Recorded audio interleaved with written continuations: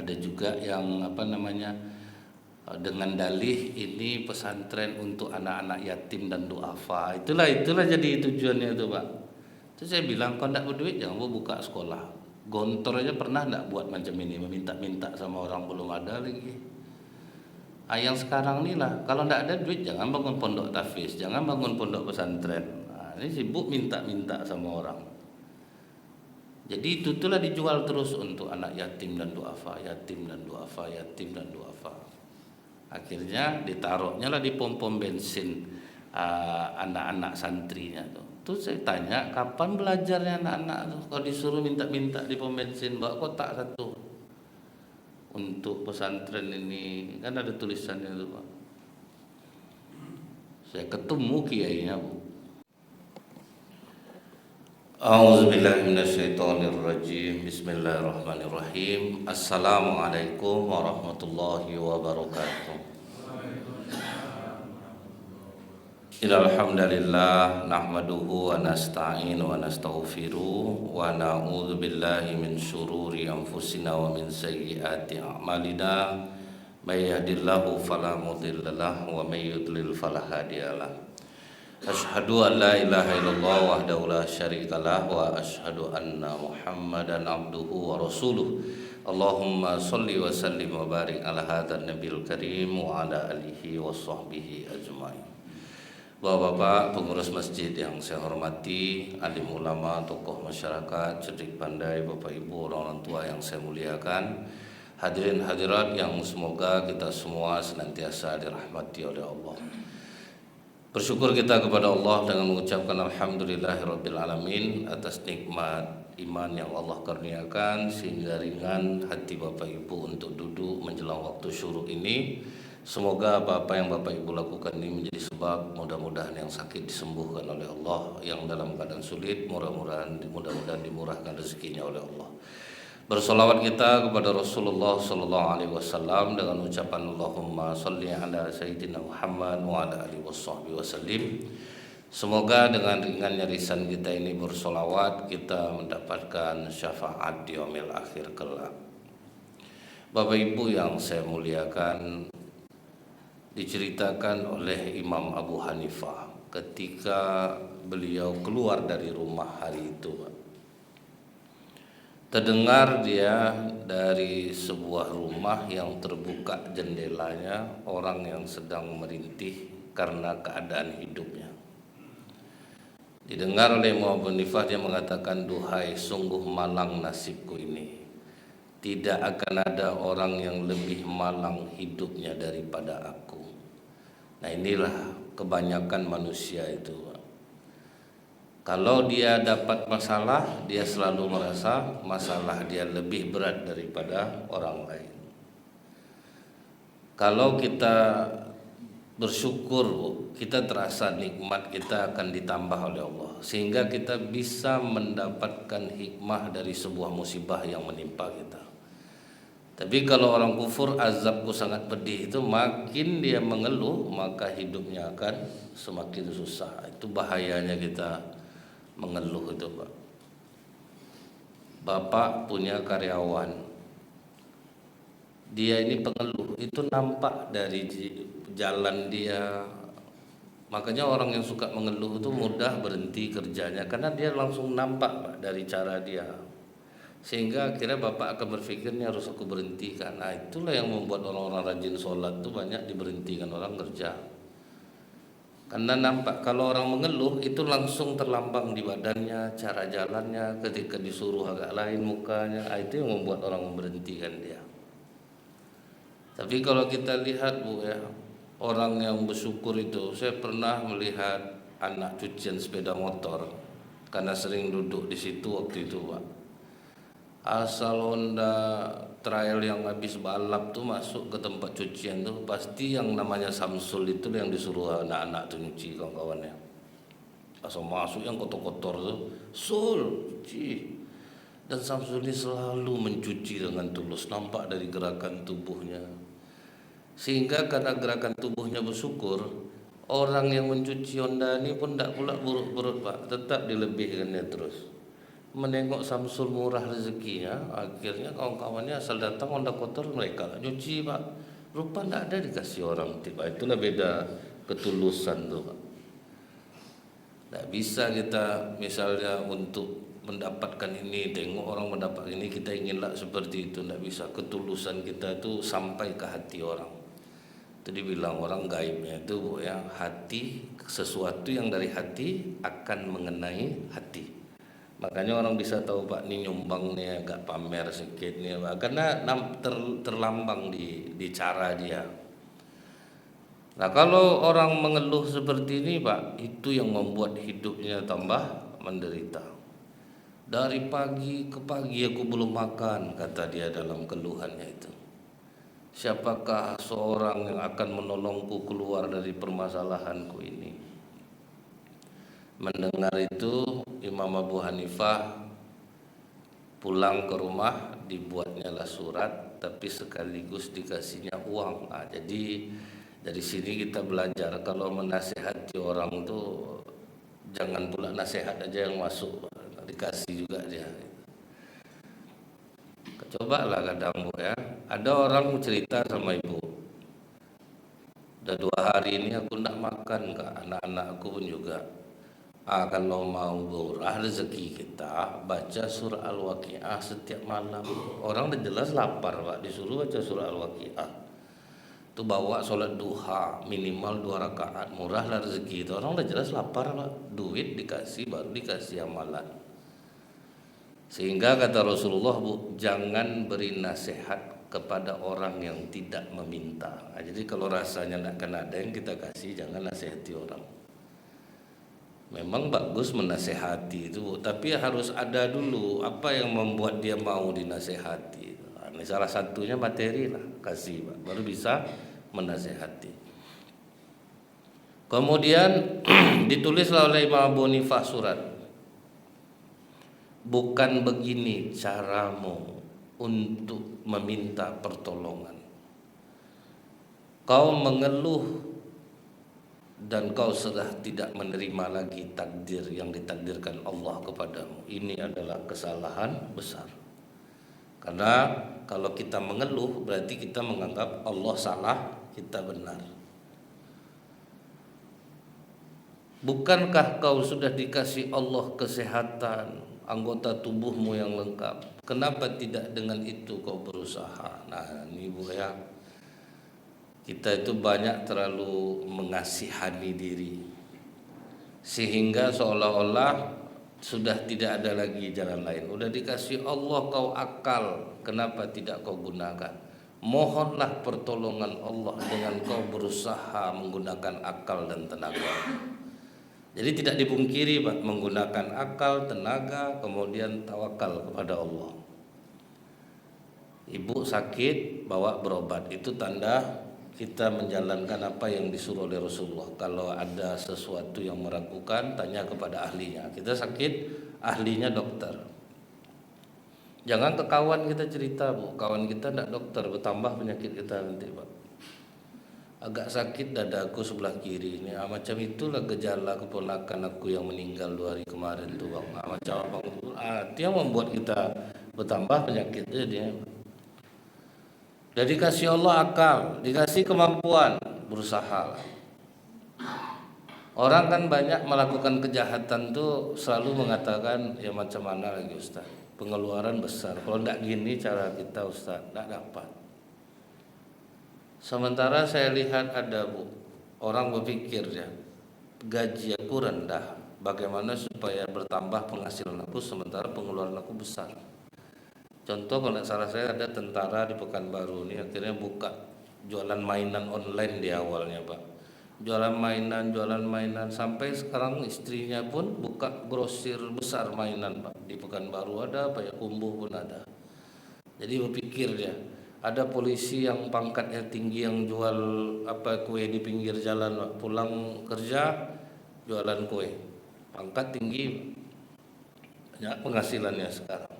Ada polisi yang mengumpulkan pemulung, jadi barang-barang pulung dikumpulkannya. Jadi berakal. Kalau orang yang mudah pasrah Pak, kalau tidak itu cara Ustaz payah. Tidak kita tipu. tipu orang, tidak berduit kita. Nah, itu yang namanya itu putus asa. Saya pernah pun ngomong sama orang seperti itu, Bu, ya. Cobalah Pak, Bapak banyak dapat duit, tapi setoran Bapak besar, kurang setoran Bapak dicongkel orang balik, itu naik gula Bapak aja ya, naik terus gulanya Pak. Apa enggak, memang duit itu enak Pak.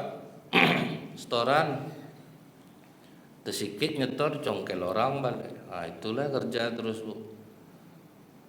Karena apa? Mencari duit dengan cara yang instan. Nah, selalu pasrah. Kalau enggak gini macam mana lagi? Ya, itu tuh yang bahaya. Ternyata banyak orang-orang yang bisa menggunakan akalnya, tenaganya, bisa dia mencari tambahan dengan jalan yang diridhoi oleh Allah. Tidak harus dengan hal-hal yang salah. Datang orang bilang, Ustaz ngomong pandai, coba di posisi itu. Akan ada di posisi itulah saya pandai ngomong Pak. Kalau di situlah saya mungkin tambah lebih parah lah saya lagi. Kemudian Pak, setelah dinasihati Imam Abu Hanifah itu kan duit dikasih juga. Beberapa hari kemudian lewat Imam Abu Hanifah lagi di situ.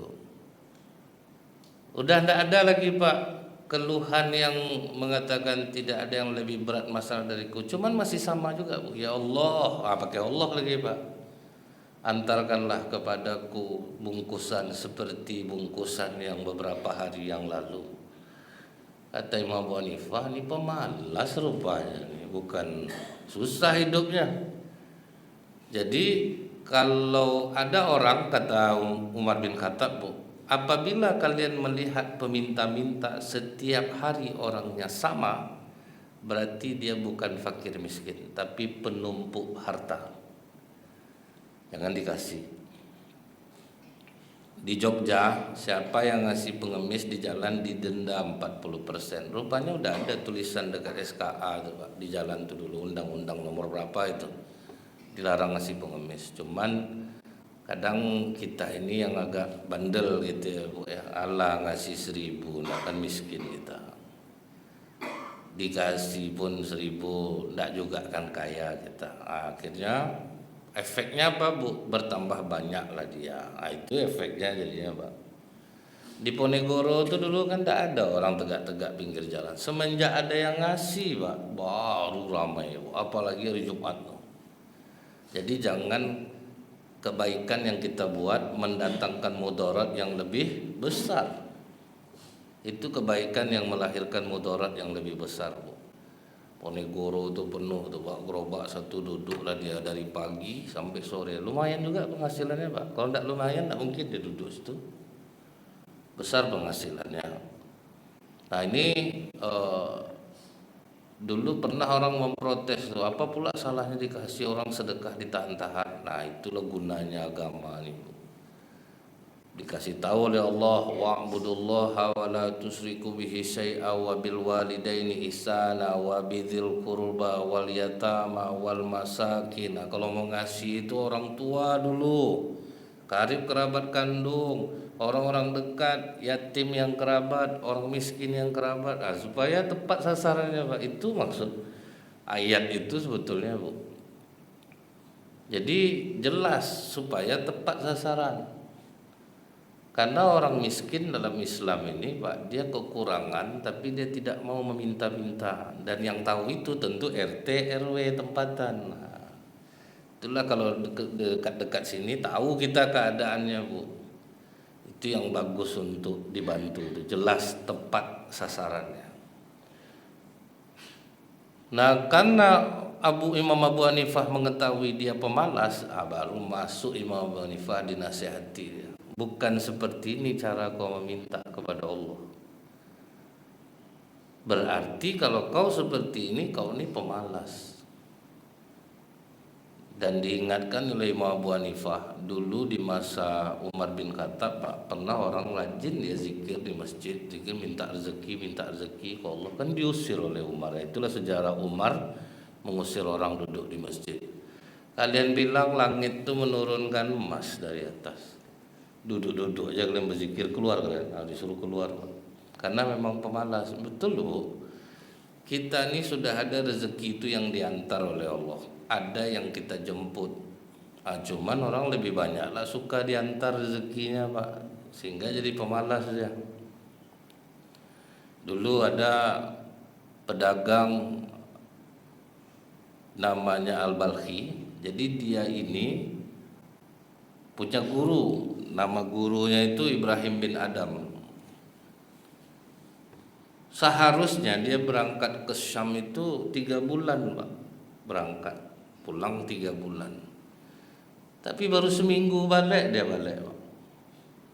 Ditanya oleh Ibrahim bin Adam, kenapa kau kembali begitu cepat? Waktu di perjalanan setelah 1 minggu, setelah 5 hari, aku ada duduk di sebuah bangunan tua. Dan dekat bangunan tua itu aku melihat ada burung yang buta matanya.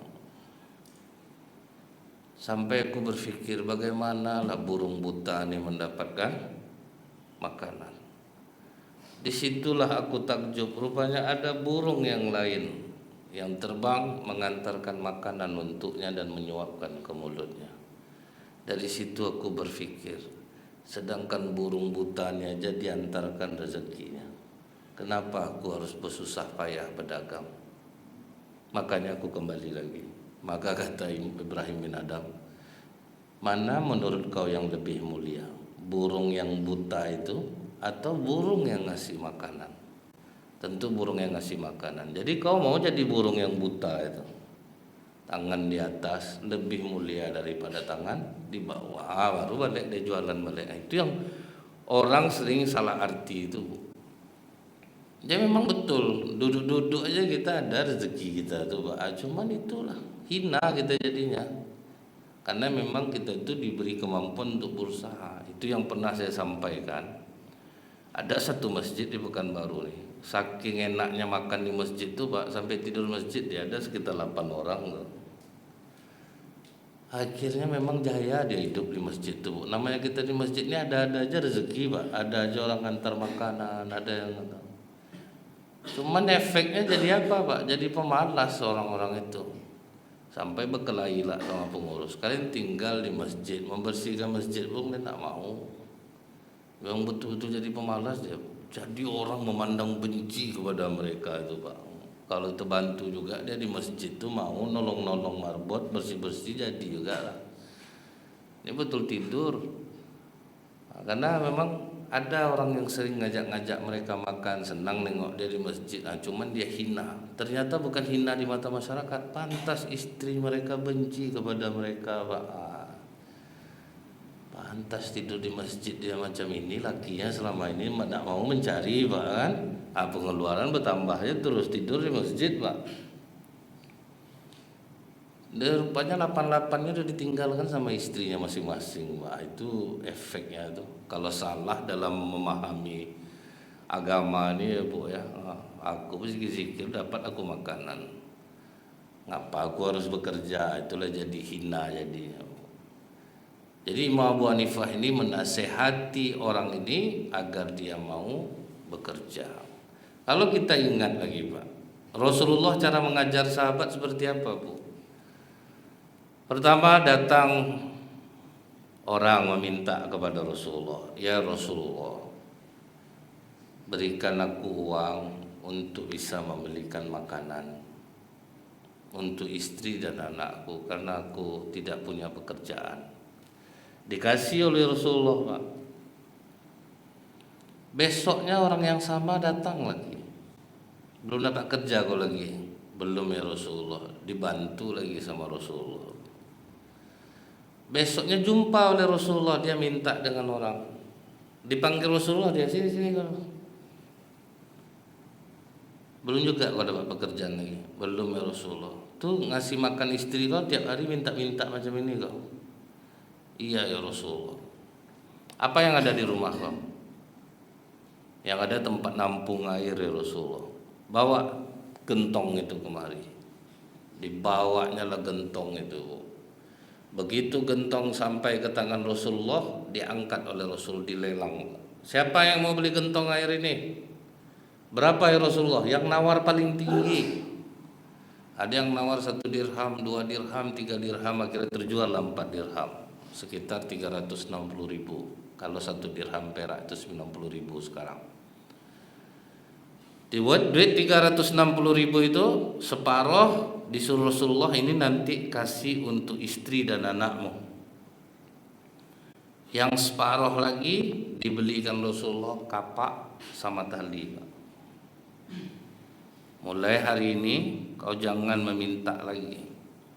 Pagi besok habis sholat subuh kau pergi ke gunung, kau cari kayu di hutan, kau jual, dengan itulah kau hidup. Jangan pernah kau jumpa aku lagi. Selama sebulan ini jangan kita jumpa dulu. Akhirnya itulah Bu, pergi dia. Anak itu yang betul tuh Pak, Rasulullah ngajarkan umatnya seperti itu. Bukan dibiarkannya aja Bu, jadi meminta-minta tuh. Dikasih kerja. Dan setelah sebulan dia datang. Setelah sebulan dia datang, bagaimana kabarmu sekarang? Alhamdulillah ya Rasulullah, udah berkecukupan hidup aku dari mencari kayu di hutan. Maka kata Rasulullah, mencari kayu kau di hutan jauh lebih mulia daripada kau memberi makan anak istrimu dengan cara meminta-minta, baik dikasih ataupun tidak. Artinya apa Bu? Meminta-minta itu perbuatan halal yang dibenci oleh Allah. Itu yang harus kita ingat ya Bu ya. Kadang RT udah dikasih RT kupon sembako untuk orang-orang miskin. Nah, kadang ibu-ibu yang kaya ini menuntut juga Pak RT ini udah adil, bagilah semua, udah jelas orang miskin ya Pak. Makanya Bu, pengertian miskin dalam Islam itu orang yang kekurangan. Orang kaya itu orang yang merasa cukup. Jadi kalau ibu kaya tapi masih kekurangan, berarti ibu miskin. Jadi tidak bisa kita ukurkan Pak, orang miskin itu mesti tidak punya harta. Nak minta aja kerjanya. Kadang kupon daging Bu sampai 8 kupon dagingnya. Berapa jumlah masjid dekat situ diratakannya semua. Bagilah ibu kupon 1, itulah Bu. Jadi miskin itu orang yang selalu merasa kekurangan. Kadang saya tahu tuh Bu, Pak RT, Pak RW itu udah baik, dah ditentukannya berapa masyarakat miskin di sini. Cuman yang kaya nuntut juga. Dia kalau dapat satu dapat semua Pak RT. Jangan dikasih dipilih-pilih orang, tentu ya dipilih orang Pak. Azab lah Pak RT kena fitnah. Dia family dia aja dikasihnya nih atau kapan-kapan macam itu Pak kan. Makanya pahala jadi RT, jadi pengurus masjid, pengurus majelis taklim itu besar pahalanya Pak. Karena gaji nak dapat dimaki-maki orang selalu. Jadi itu ya Bu ya, jangan sampai kita ini Pak menjadi orang yang peminta-minta. Kenapa Jepang itu begitu maju? Rupanya di Jepang Pak, orang tua yang masih bisa bekerja itu mulia di Jepang.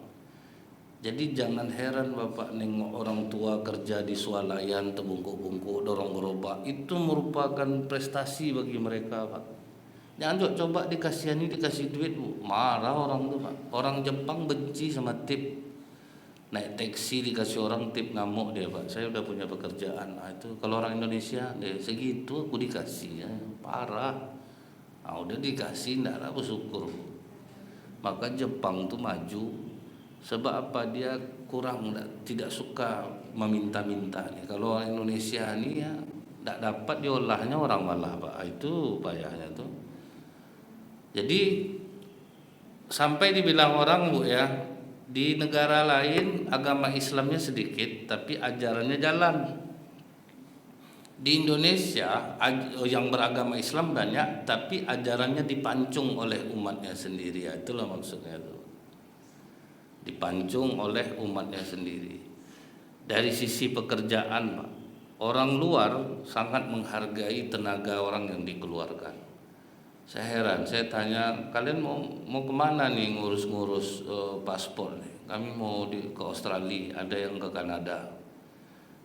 Kenapa kalian pilih Australia? Di Australia tukang cuci piring aja per jam gajinya Bu, 1 jam 250.000. Siapa yang tidak mau Pak? Saya pernah ditelepon oleh orang di Kanada. Dia minta carikan imam masjid di sana dan untuk bisa ceramah. itu minimal gajinya 20 juta Pak sebulan. Akhirnya saya sebar waktu itu di grup Bu. Wah, karena harus mengirimkan video dia membaca ayat, bahasa Inggrisnya. Itu di luar dikasih nanti itu Pak kan, ngajar ngaji, ngajar apa enggak mau dia itu. Saya bilang pantas mau betah di Kanada ya. Tukang gipsum aja gaji ngeri. Ada sekarang artis Indonesia pindah dia sekeluarga di Kanada. Karena apa? Tukang las saja gaji 64 juta Pak sebulan. Mereka betul-betul menghargai kerja orang. Waktu Caltech lah dulu Bu, dipegang sama bule. Rumah dikasih, daging dikasih setiap minggu. Ingat saya dapat juga atau bertamu ke rumah bapak tuh ada daging-daging segar nih Pak kan, jatah dia. Bos, kuliah anak, rumah sakit, liburan semua ditanggung ya Pak. Makin kemari Bu, makin diurus oleh orang Indonesia Pak, makin parah, udah macam rumah hantu yang 500 kakak di apa tuh Pak. Dulu waktu orang bule megang Bu, aktif masjid di sana, itu bukan orang Islam tuh Pak ya. Jadi dari Pekanbaru nih Bu penceramahnya Bu. Jadi itu ceramah di sana dan itu sangat besar mereka ngasihnya tuh Bu, di Al-Fatah Minas tuh Pak. Turun begitu Pertamina sekarang megang habis gajian Pak, nggak ada lagi. Nah, jadi jangan dikira Bu, orang bule yang justru menghargai kadang agama nih. Makin sekarang makin tidak ada. Saya tanya, matilah kajian di Al-Fatah, mati Ustaz, udah nggak ada lagi kajian, habis. Tidak ada yang peduli sama masjid lagi. Kalau dulu tuh luar biasa rame ya. Ingat saya masjid dakwah Rumbai itu sekali Jumat sumbangannya sama dengan An-Nur isinya Pak. Begitu betul antusias orang waktu itu. Cepat dan banyak. Di Indonesia nih kerja harus jadi avatar kita Pak. Harus biasa menguasai 4 elemen, angin, air, udara dan tanah. Misalnya nih kerja di masjid sebagai muazzin, sebagai imam, itu merangkap lah tuh Pak, nyuci kamar mandi dia juga, membersihkan masjid. Kalau ada orang gotong royong dia harus datang, ngeri kita nih Pak. Dibilang jahat ya jahat sebetulnya Pak. Begitulah di Indonesia nih, tidak profesional menggaji orang. Kemudian dipekerjakannya orang di toko dia. Saya sangka baik Pak Haji itu waktu itu, karyawan tinggal di rumah dia, semua dia baik, Pak Haji ditanggung makan. Azab kami di rumah tuh Ustaz. Jadi sebelum kami ke toko tuh mencuci kolamnya, mencuci mobilnya. Jadi dimanfaatnya Pak, orang tinggal di rumah dia tuh untuk beberes, menyapu apa baru ke toko. Minum air putih tidak boleh di rumah tuh Ustaz, cari sendiri. Makan pun gitu, pandai-pandai kalian sendiri. Di luar bapak tuh donatur Pak. Jadi kadang saya sedih nengok dia. Sampai saya bilang, apa ndak sakit badan Pak Haji? Orang yang bekerja sama Pak Haji menderita Pak Haji buat. Tapi di masjid pencitraan Pak Haji nyumbang sekian juta, bantu orang sekian juta. Sampai dibilang kadang-kadang ndak tiba di kami Ustaz. Sama orang kok bisa dia macam ini gitu. Mungkin orang mengira dia baik, betul lah. Ada lagi Bu, jenggotan, celana cingkrang, 5 waktu jamaah di masjid. Muka karyawannya biru-biru kerja sama dia, bukan dipukul Pak. Orang kuliner kan jam 3 malam masuk Pak, kalau ada borongan. Kerjakan kue. Jadi makan tuh sering terlambat, kan agak-agak membiru, membayang tuh Pak. Enggak makan tuh Bu ya. Soleh bukan main lagi Pak. Kadang heran saya deh, gini betul lah orang Indonesia, lupa apa ndak susah hidup kita itu gitu Bu ya. Mempekerjakan orang udah salah, kemudian orang harus mengerjakan apapun yang kita inginkan. Kita sholat juga nih Pak. Jadi itulah Bu. Ingat saya di masjid kami itu dulu ada imamnya Pak Marjilin namanya Bu, orang kita Taluk Kuantan. Salut saya Pak, dia itulah yang mampu bertahan menghadapi masyarakat nih. Bayangkan Bu, dia imam, nyuci WC dia, keuangan masjid dia juga yang mencatat. Pantas sering sakit-sakitan dia dulu Pak. Datang familinya 2-3 orang dan ngamuk lah, ibu-ibu sana dibawa famili ke sini. Sadis Pak. Jadi dia kerja di Hotel Raudah. Nanti zuhur cepat-cepat dia ke ke masjid, bersihin masjid, azab dia ngadapi masyarakat, gotong royong harus ikut, harus ikut. Ngeri, jahat orang Indonesia ini rupanya Pak. Karena entah ada keturunan Belanda, enggak tahu juga lah Pak, mungkin ada juga tuh masuk, hati-hati Belanda tuh Pak kan. Jadi itu Bu kalau mempekerjakan orang jangan menganiayanya. Kata Rasulullah, kalau kalian ingin minta bantuan dia di luar pekerjaannya, berikan dia lebih. Itu Pak, berikan dia lebih. Nah kemudian Pak, orang yang harus menerima bantuan kita itu, itulah diharapkan dalam Islam nih. Beruntunglah Bapak Ibu yang punya persiapan kekayaan untuk anak. Sa'ad bin Abi Waqqas, dia cuma punya 1 orang anak perempuan. Apa katanya ke Rasulullah, ya Rasulullah, nampaknya umur aku ini tidak lama lagi, harta aku banyak, boleh tidak aku sedekahkan semuanya karena anak aku cuma 1. Kata Rasulullah, jangan. Kalau 1/2-nya Rasulullah, jangan. Kalau 1/3, kalau 1/3 itu udah banyak. Segitu aja lo kasih. Karena lebih baik kau meninggalkan anakmu dalam keadaan kuat ekonominya daripada dia jadi orang susah meminta-minta. Itu Bu Bapak Ibu yang sudah menyiapkan untuk anak aset, ada tanah, ada sawit, itu bagus. Karena memang dikhawatirkan jangan dia nanti jadi orang yang peminta-minta. Dia harus kuat ekonominya. Meninggalkan anak dalam keadaan kuat ekonominya lebih baik daripada dia nanti jadi peminta-minta. Menabung orang tua, ada rumah-rumah yang udah dibuat ke orang tua, jadi anak pun terhormat besok jadinya. Kalau enggak itu Pak, kasihan gitu jadinya. Orang-orang yang saya ada waktu itu memarahi kawan karena dia menguasai harta dari saudaranya. Dia kebetulan Pak takdir Allah meninggal ayah ibu anak ini, jadi yatim piatu. Cuman dia banyak hartanya, cuman dikuasai pun oleh kawan nih Pak. Terus anak-anak ini tinggal sama dia, tapi disuruhnya tinggal di masjid. Dulu paman waktu kuliah tinggal di masjid aja. Jadi tidak bisa lah macam itu, karena duit mamaknya ada, duit bapaknya ada. Itu jahat kita namanya itu, kata saya. Kita tahu agama, kata saya. Sementara duit orang tuanya tuh ada, kenapa kok anaknya diginikan sekarang? Suruh tinggal di masjid, cari biaya kuliah sendiri, kan jahat no. Jadi memang kalau sama duit nih Pak, orang tahu agama pun lewat. Akhirnya saya sadar Bu. Dulu ingat saya, Al-Quran aja dikorupsi sama orang. Kurang ilmu agama apa orang coba Pak. Memang kalau sama duit nih susah Pak. Untuk kuat iman kita tuh susah kalau udah urusannya itu duit. Termasuk saya juga. Kalau sempat macam itulah keadaan mungkin lewat juga Pak. Keadaan enggak. Makanya saya karena tahu kelemahan saya itu Bu, saya tidak pernah mau berurusan dengan hal-hal yang seperti itu. Tidak pernah bekerja di instansi manapun. Tidak pernah saya mengasih proposal ke pemerintah manapun.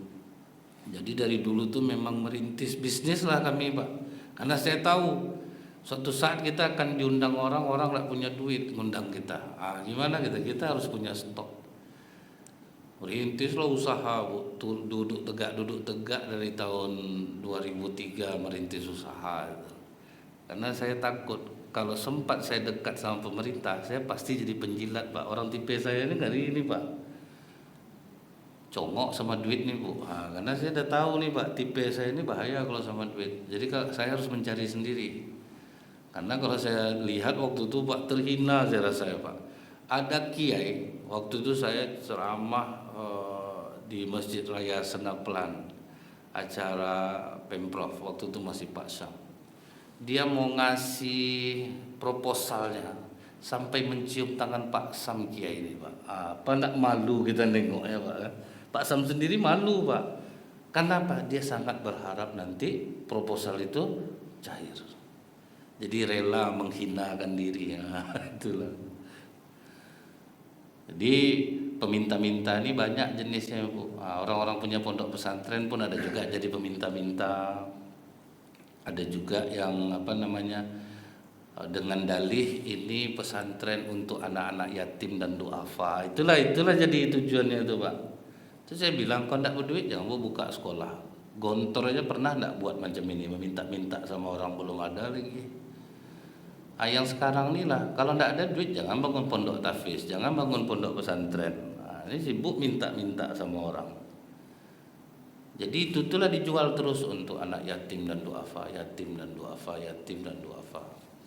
Akhirnya ditaruhnya lah di pom-pom bensin anak-anak santrinya tuh. Terus saya tanya, kapan belajarnya anak-anak tuh? Kalau disuruh minta-minta di pom bensin, bawa kotak satu untuk pesantren ini, kan ada tulisannya tuh Pak. Saya ketemu kiainya Bu, pandai dia ngomong, dia gini Ustaz, kadang macam-macam rupanya kalau orang muda macam itu tuh Pak, kata-katanya bagus Pak. Tidak bisa kita bantah dia, cara dia ngomong bagus. Kemudian baru ingat saya Bu, orang kalau udah terbiasa meminta-minta, dicabut Allah rasa malunya. Jadi memang tidak bisa dilarang Pak. Kan ada tuh, pokok asal bapak ke pom bensin, nah itu anak murid dia tuh, itu udah ketemu saya sama kiainya. Memang tidak bisa berhenti Pak. Mobil kiainya ganti-ganti Pak. Jadi itulah topeng itu tuh Bu ya.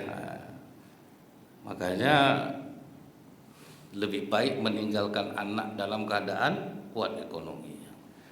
Nah setelah itu Bu ya, kita ini harus tahu juga itu, tidak selamanya penyakit yang ada di tubuh kita ini murni karena penyakit. Bisa jadi juga karena kurang memberi Pak. Menerima dari Allah sering mengeluarkannya tidak mau. Ada suami istri, dia ini udah nikah selama 5 tahun, kemudian pernah hamil, keguguran, dikuret. Sejak dikuret tuh Bu, sering tidak berhenti pendarahannya. Itu sampai pernikahan 17 tahun. Jadi dari gemuk badan ibu itu sampai habis. Saya sering ikut-ikut pengajian di kantor Pak. Jadi kalau dia bertanya, Ustadz ini jawabnya apa? Ya, sabar aja lah Bu, ini mungkin bagian dari ujian. Namanya orang beriman itu pasti diuji oleh Allah. Terus seperti itu Pak, bolak-balik rumah sakit. Sementara hidupnya mapan Bu, karena dia suami ini kerja di perusahaan multinasional. Jadi kalau uang aman Pak, semua aman, tidak ada yang kurang. Cuman penyakit ini lah bolak-balik. Sampai dia dengar pengajian Bu. Kalau sudah dengan sholat penyakit tidak sembuh, diistighfarkan dan juga sembuh. Mungkin yang dikatakan Rasulullah ini yang benar, sembuhkan penyakitmu dengan sedekah. Mendengar itu, ini yang belum pernah kulakukan nih. Nah, kalau kita ini kan Bu, saya tahunya banyak orang Pekanbaru nih agak pelit sedekahnya dari jumlah pasien rumah sakit Bu. Itu aja, karena di Arab Saudi rumah sakit sepi, tidak ada pasien Bu.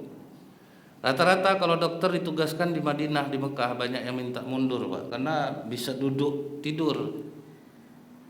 Pas datang jamaah Indonesia lah Bu, baru hidup darah dokter di sana, ada kerja dia jadinya. Kalau tidak ada jamaah Indonesia Pak, tidak kerja orang tuh Bu. Dari mana-mana itu ada kerja dia jadinya.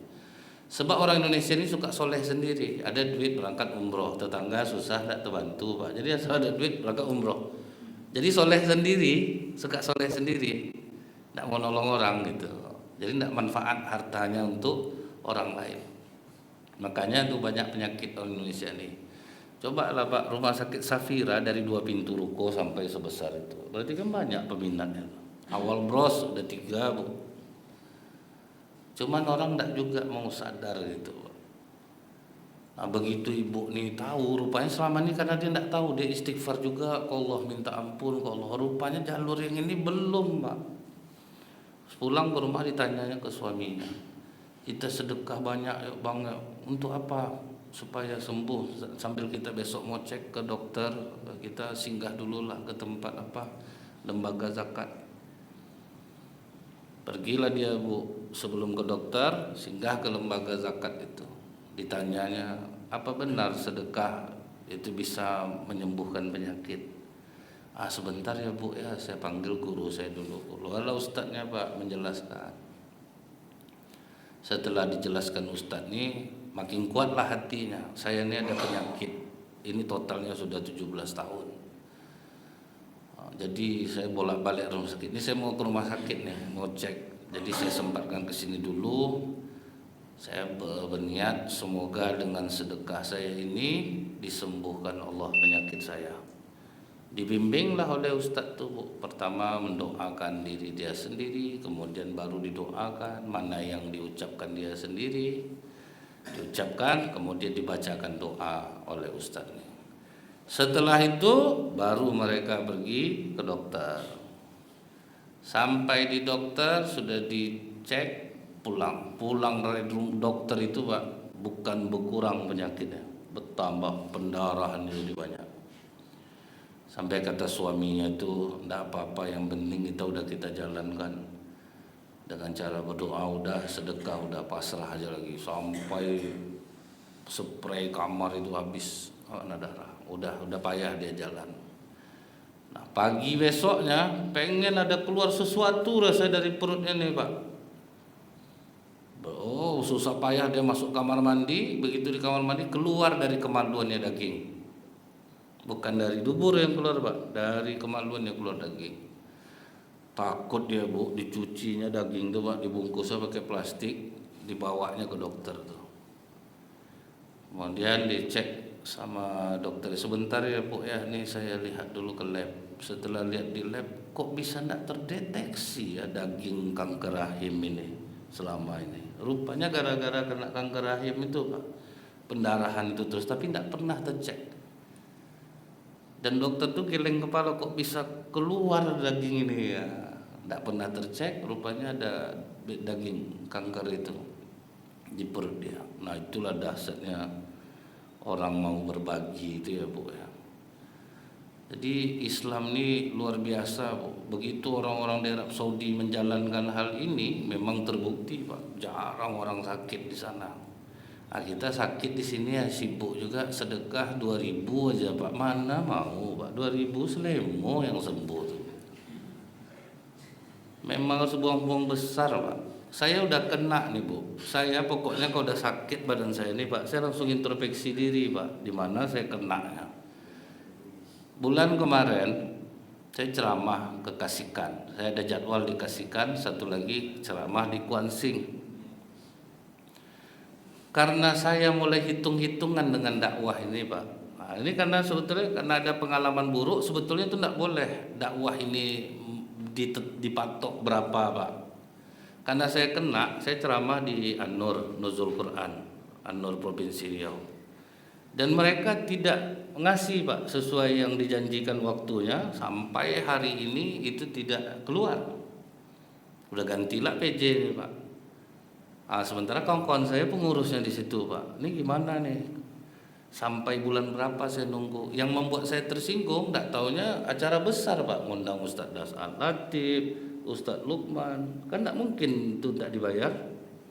Ustadz Das'al itu 40 juta tuh, lebih kurang 40 tuh pak.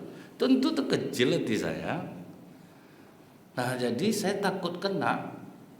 Pas Muharram kemarin orang Kasihkan nelfon, kemampuan kami cuma segini Ustaz, gimana Ustaz? Oh enggak masuk sama saya tuh.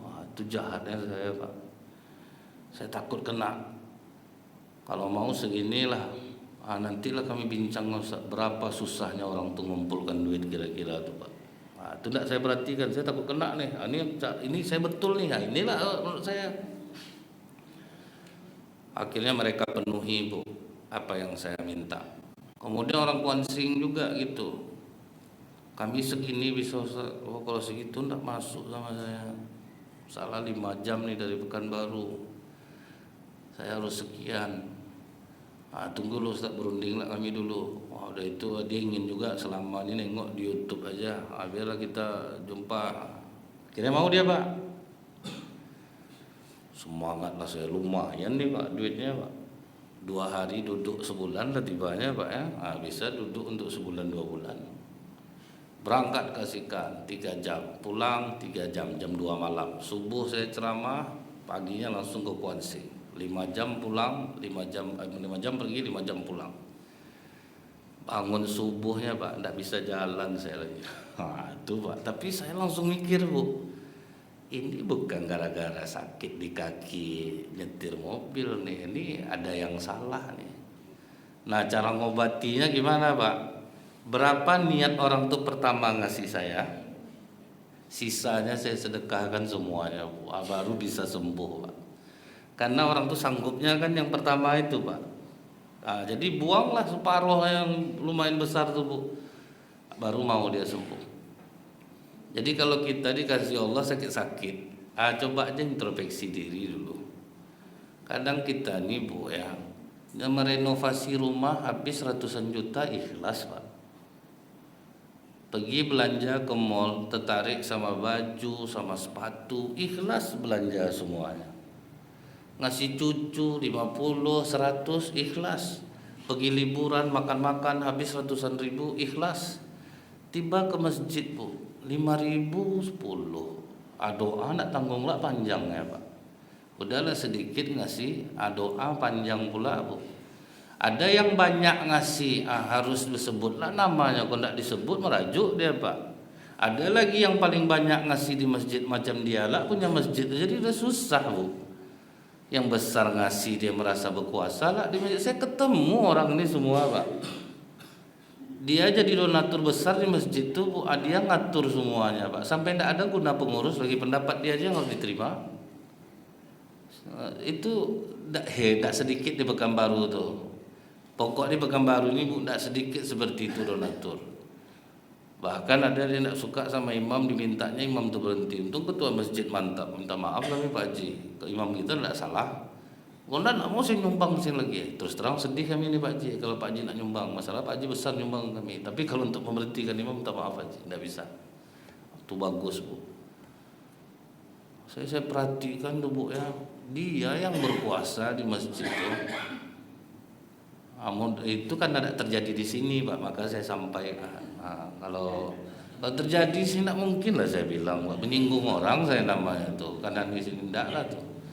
Jadi mudah-mudahan kajian kita pada subuh ini bermanfaat baik untuk diri saya dan kita semua. Lebih kurang saya mohon maaf. Subhanakallahumma bihamdika asyhadu an la ilaha illa anta astaghfiruka wa atubu ilaik.